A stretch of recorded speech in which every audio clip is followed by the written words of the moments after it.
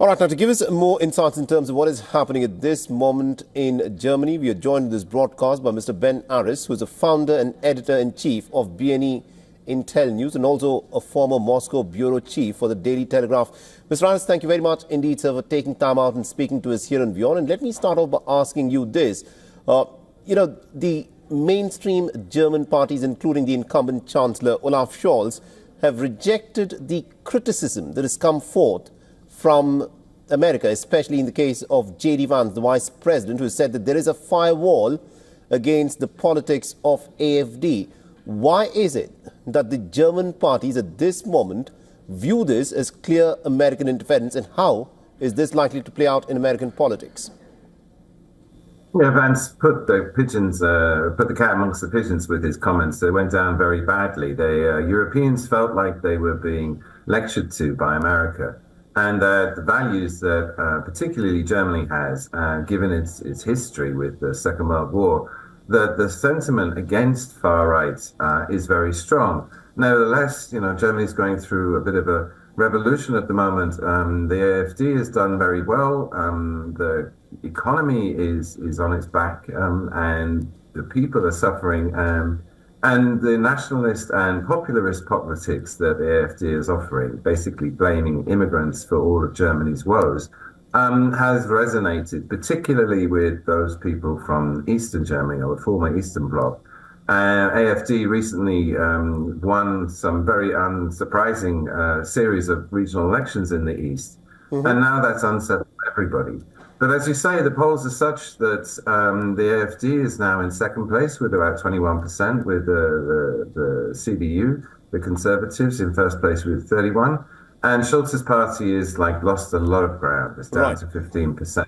So they're out. And the CDU are going to win in the sense they get the most votes, but they're still going to need a partner. Right. And the scary prospect is that the AfD now has enough votes so that the CDU could form a coalition with AfD. And this is where the talk of the Brandmauer, the firebreak, comes in, that all of the parties have said there's no way they'll go into coalition with the AfD, which means they're going to have a very complicated negotiation going on, depending on what results all the other parties get, in order to form some sort of coalition that excludes AfD.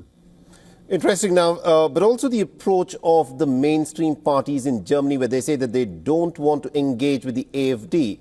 Do you think, this is the right thing to do, considering the number of people within Germany who seem to be supporting the AfD? 20% of the people have said that they'll be backing the AfD. Can the mainstream parties stay away from the agenda of the AfD for a long time?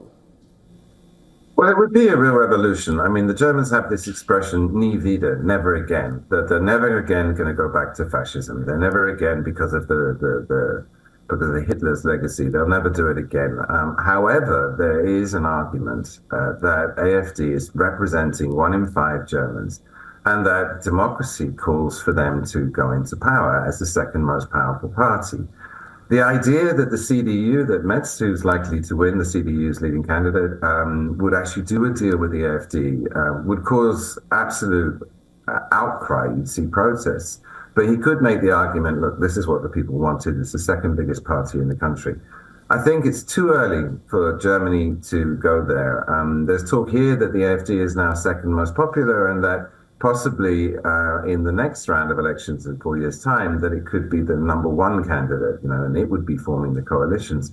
And across Europe, we've seen the rise of the right in country after country. The Austrians have also just adopted a rightist parliament in Fico. In Slovakia is also leaning to the right. The same things happened in Holland, and here we're seeing it going on in Germany too. But as I say, you can't discount the legacy of the Second World War. That's really going to make it very, very difficult for the CDU to go into coalition with AfD. All right, we'll have to leave there. Thank you very much indeed, Mr. Aris, for joining us with that perspective there. Pleasure. For all the latest news, download the WION app and subscribe to our YouTube channel.